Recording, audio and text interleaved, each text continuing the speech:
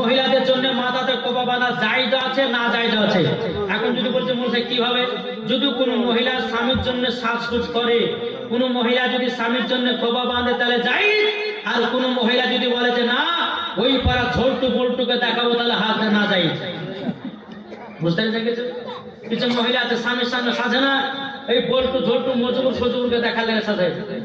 জি ওই বিহা যখন লাগে এমন ভাবে সাজবে বাপের জন্য যখন সাজেনি, আর এমন ভাবে টোটাল লিপস্টিক দিবে যে বাপের জন্য কোনো লিপস্টিক চোখে দেখেনি। তো বেরাদের ইসলাম যাই হোক, মহিলাদেরকে বলতেছে মাথায় খোবা বাঁধবে শুধু স্বামীকে, স্বামীর মান পাওয়ার জন্য। জি স্বামীর জন্য সাজে। আমার নবী বলছে কোন মহিলা যদি স্বামীর জন্য সাজগোজ করতে করতে করতে যদি বেরাদার 1 ঘন্টা পার হয়ে যায়, আমার নবী বলতেছে ওই মহিলাকে নফল ইবাদতের নেকি দেওয়া হবে। সুবহানাল্লাহ, সুবহানাল্লাহ হবে না।